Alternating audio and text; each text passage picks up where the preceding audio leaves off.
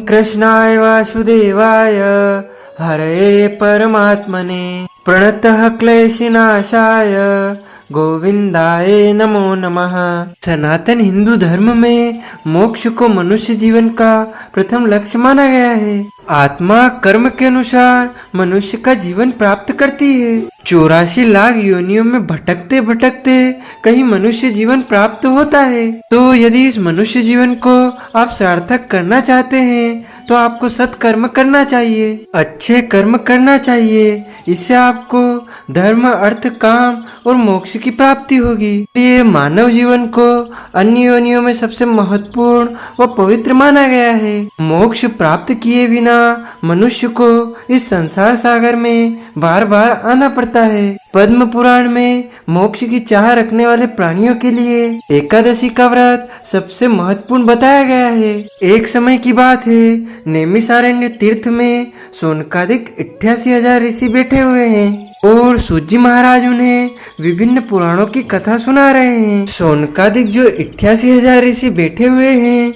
उनमें से एक ऋषि ने प्रश्न किया कि हे सूजी महाराज, आज हम आपके श्री मुखारविंद से फाल्गुन मास के शुक्ल पक्ष की आमाल की एकादशी व्रत कथा श्रवण करना चाहता हूँ तथा सभी ऋषियों की यह इच्छा है कि आप उन्हें आमाल की एकादशी व्रत कथा सुनाने की कृपा करें। तब श्री सूजी महाराज बोले कि एक समय यही प्रश्न राजा युधिष्ठिर ने भगवान श्री कृष्ण से किया था। वो श्री कृष्ण को प्रणाम करके उनसे पूछा था कि हे प्रभु, फाल्गुन मास के शुक्ल पक्ष की एकादशी का क्या नाम है, इस व्रत का क्या नाम है और इस व्रत को करने से कौन से पुण्य फल की प्राप्ति होती है। तब भगवान श्री कृष्ण ने कथा बताते हुए कहा कि मानदाता ऋषि बोले कि हे वशिष्ठ जी, यदि आप मुझ पर कृपा करें तो किसी ऐसे व्रत की कथा कहिए जिससे मेरा कल्याण हो।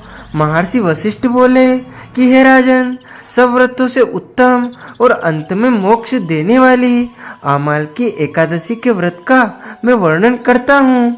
यह एकादशी फाल्गुन माह के शुक्ल पक्ष में होती है, यानी कि फाल्गुन माह के शुक्ल पक्ष में आती है। इस व्रत के करने से समस्त पाप नष्ट हो जाते हैं।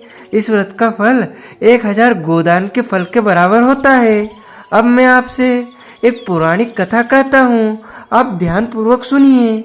एक वेदिस नाम का नगर था जिसमें ब्राह्मण, क्षत्रिय, वैश्य और शूद्र चारों वर्ण आनंद सहित रहते थे। उस नगर में सदैव वेद ध्वनि गुंजा करती थी तथा पापी, दुराचारी तथा नास्तिक उस नगर से कोई नहीं था, यानी कि उस नगर में कोई नहीं रहता था।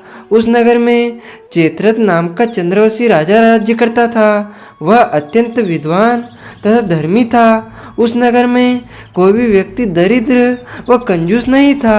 सभी नगरवासी विष्णु भक्त थे और आबाल, वृद्ध, स्त्री, पुरुष एकादशी का व्रत किया करते थे, यानी कि वृद्ध, स्त्री, बालक सभी एकादशी का व्रत करते थे।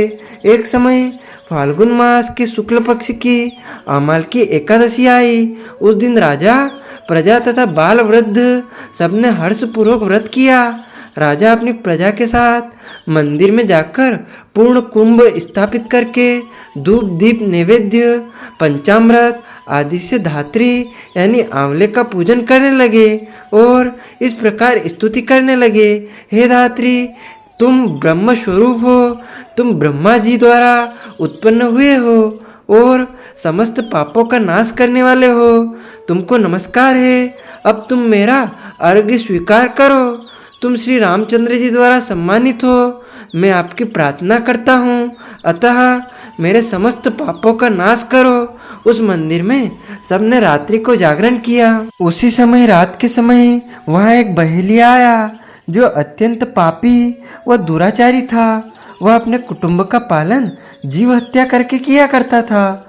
भूख और प्यास से अत्यंत व्याकुल वह बहेलिया इस जागरण को देखने के लिए मंदिर के कोने में बैठ गया और विष्णु भगवान तथा एकादशी महात्मा की कथा सुनने लगा।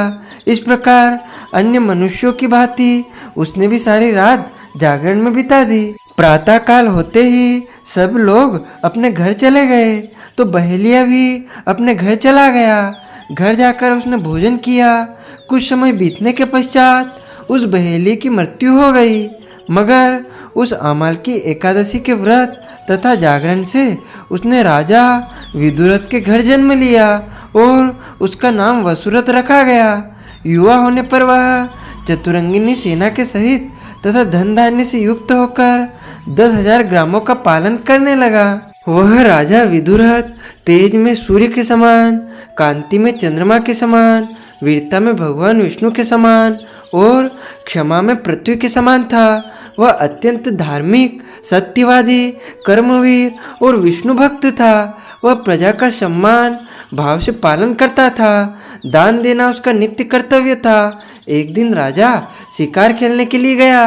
देवयोग से वह मार्ग भूल गया और दिशा ज्ञान न रहने के कारण उसी वन में एक वृक्ष के नीचे सो गया।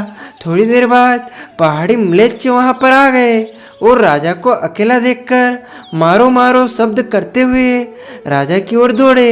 म्लेच्छ कहने लगे कि इसी दुष्ट राजा ने हमारे माता पिता, पुत्र, पौत्र आदि अनेक संबंधियों को मारा था तथा देश से निकाल दिया है, अतः इसको अवश्य मारना चाहिए। ऐसा कहकर वे म्लेच्छ उस राजा को मारने दौड़े और अनेक प्रकार के अस्त्र शस्त्र उसके ऊपर फेंके। वे सब अस्त्र शस्त्र राजा के शरीर पर गिरते ही नष्ट हो जाते और उनका वार पुष्प के समान प्रतीत होता।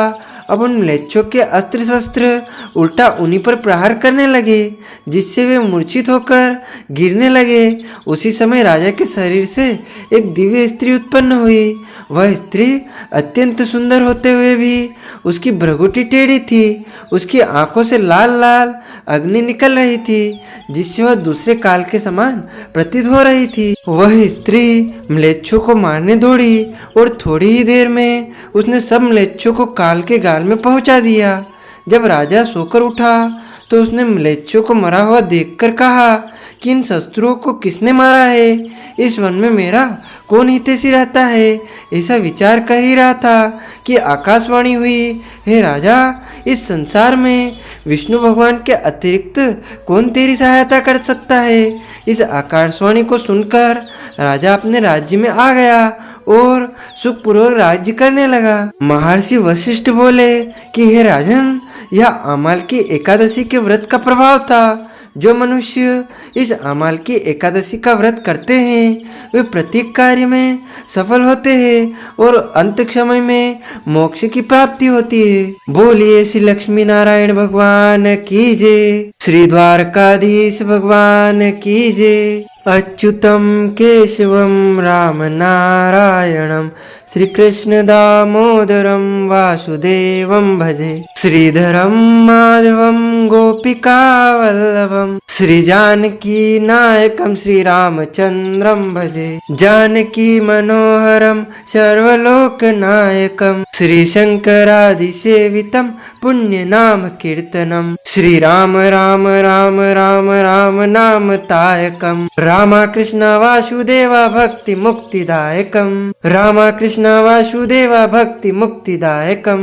हरे राम हरे राम राम राम हरे हरे, हरे कृष्णा कृष्ण कृष्ण हरे हरे। श्री कृष्ण गोविंद हरे मुरारी, हे नाथ नारायण वासुदेवा।